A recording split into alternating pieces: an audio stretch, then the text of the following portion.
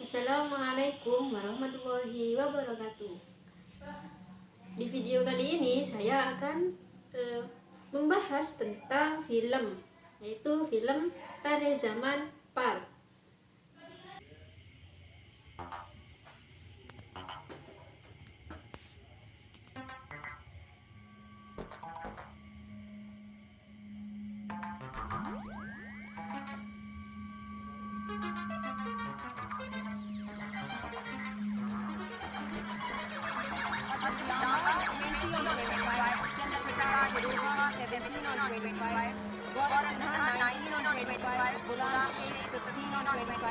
Harish Golani 18 on 25, Hitesh Shah 24 on 25, Ishan Agasti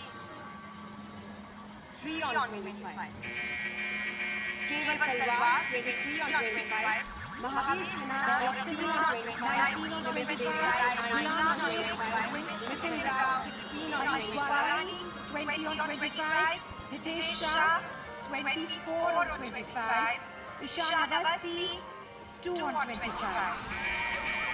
Keval Talwar 22 on 25. Mahavir Sinha 19 on 25. Nimish Desai 17 on 25. Nitin Rao 18 on 25.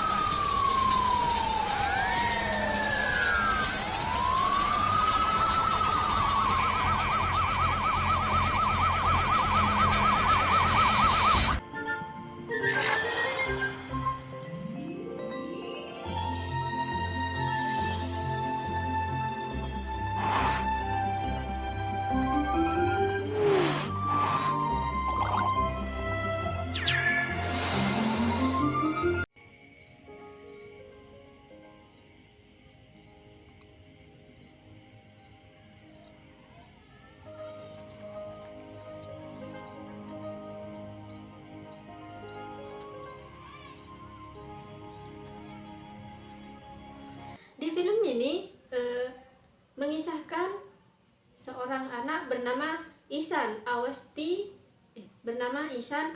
yang sedang menjalani tahun keduanya di kelas 3. Ihsan mengalami kesulitan dalam membaca, membuat sang ayah menganggap Ihsan adalah anak yang nakal dan malas belajar karena dia berbanding terbalik dengan kakaknya si Johan.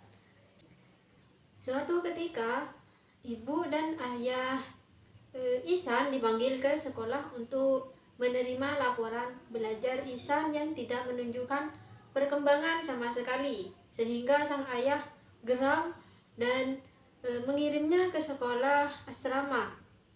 Ihsan tidak ingin sekolah di sekolah asrama. Di sana ia tidak diperlakukan dengan baik, selalu dicemooh dan dimarahi gurunya karena Ihsan sulit menerima materi pembelajaran. Ihsan juga selalu mendapat hukuman dari gurunya. Di sana Ihsan hanya punya satu teman, yaitu temannya ini anak berkebutuhan khusus, yaitu anak tunadaksa. Dia baik terhadap Ihsan. Teman Ihsan ini menyadari keadaan Ihsan yang tidak seperti teman yang lainnya. Akhirnya Ihsan berubah menjadi anak pendiam.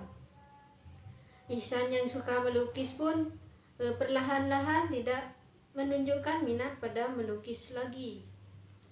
Beberapa waktu kemudian muncullah guru baru yang namanya Ram Sakar Nikob.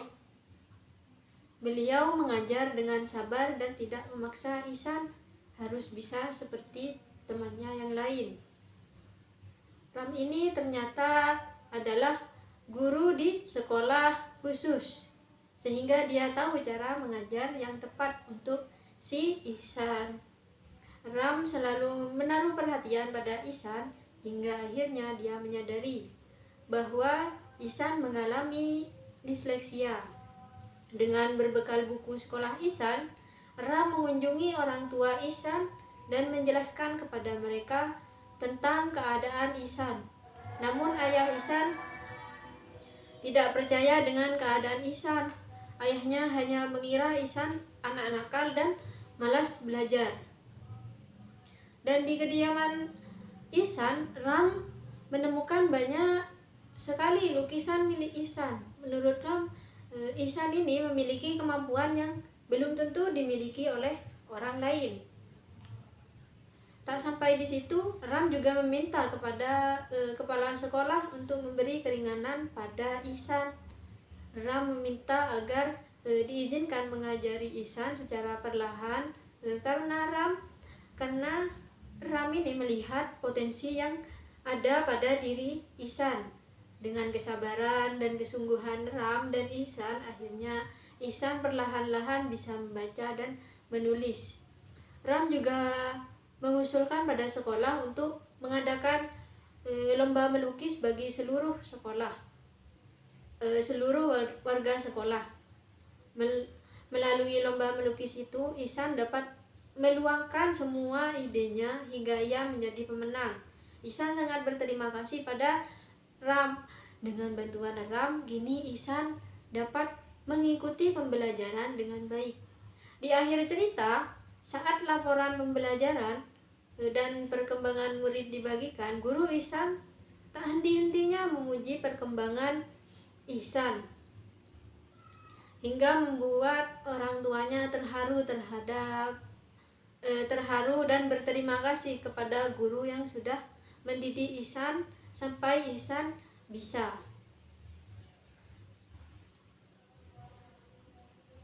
Kesulitan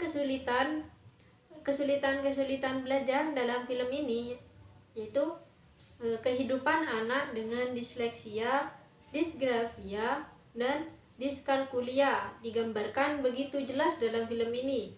Apa sih disleksia itu? Disleksia adalah sebuah gangguan dalam perkembangan membaca yang umumnya terjadi pada anak yang menginjak usia 7 hingga 8 tahun. Ditandai dengan kesulitan belajar membaca dan kesulitan belajar membaca dengan lancar dan kesulitan dalam memahami meskipun normal atau di atas rata-rata. Ini termasuk kesulitan dalam penerapan disiplin ilmu fonologi, kemampuan bahasa, pemahaman verbal. Ada 3 aspek kognitif penderita disleksia, yaitu pendengaran, penglihatan, dan perhatian. Disleksia mempengaruhi perkembangan bahasa seseorang. Disleksia tidak hanya terbatas pada ketidakmampuan seseorang untuk menyusun atau membaca kalimat dalam urutan terbalik, tetapi juga dalam berbagai macam urutan, termasuk dari atas ke bawah, kiri ke kanan, dan sulit menerima perintah yang seharusnya dilanjutkan ke memori pada otak. Selanjutnya, apa sih disgrafia? Disgrafia adalah kesulitan dalam menuliskan atau mengekspresikan pikiran dan perasaannya ke dalam bentuk tulisan. Umumnya gangguan disgrafia diderita anak ketika dia baru mulai belajar menulis tangan. Anak-anak yang mengalami disgrafia biasanya tidak bisa menyusun kata-kata dengan baik dan tidak bisa mengkoordinasikan tangannya untuk menulis. Dengan kata lain, anak disgrafia adalah anak yang mengalami kesulitan dalam belajar menulis. Selanjutnya, apa sih itu diskalkulia? Diskalkulia didefinisikan sebagai kesulitan memperoleh keterampilan aritmatika dasar seperti berhitung, memahami bilangan. Mereka cenderung merasa sulit untuk memecahkan soal matematika dasar, dan setelah hal lain yang berkaitan dengan hitung-hitungan atau angka, mungkin juga mereka sebenarnya memahami logika di balik matematika, tetapi tidak bagaimana atau kapan menerapkan apa yang mereka ketahui untuk menyelesaikan soal matematika. Bagaimana kesulitannya Ihsan memahami tiap huruf? Misalnya, sulit membedakan antara D dengan B atau P. Dia juga susah mempelajari bahasa asing. Membedakan suku kata yang bunyinya hampir sama, misalnya top dengan pot atau ring dengan sing. Dia juga sering menulis huruf secara terbalik. Kesulitan lainnya dalam menulis, tak hanya itu, Ihsan juga kesulitan dalam menghitung, yaitu matematika.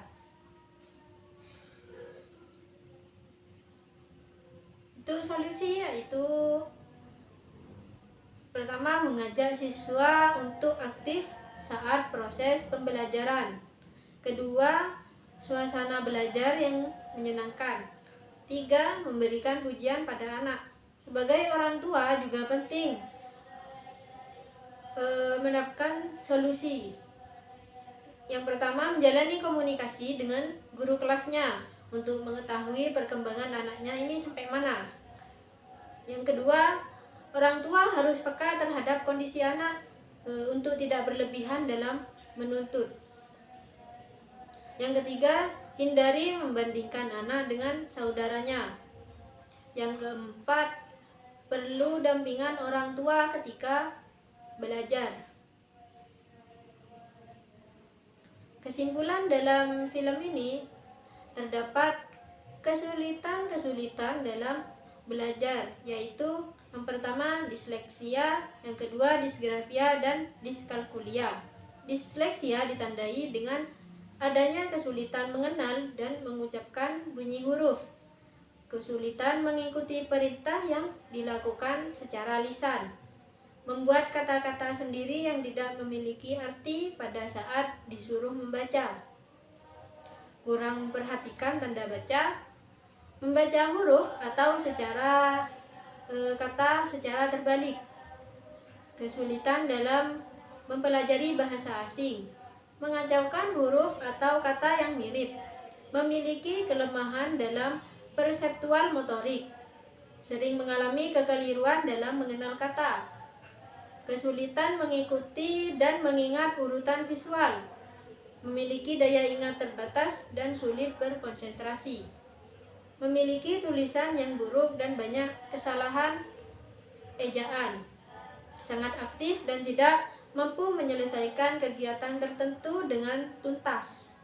memiliki kekurangan dalam memahami waktu, dan memiliki masalah dalam mengenal arah kiri dan kanan.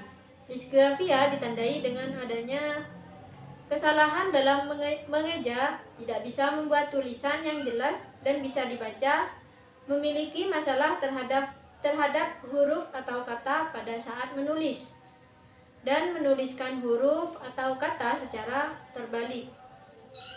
Diskalkulia ditandai dengan adanya kesalahan dalam berhitung dan menggunakan cara yang tidak efisien untuk memecahkan soal matematika, mengalami kesulitan dalam mengenal dan menggunakan simbol-simbol matematika.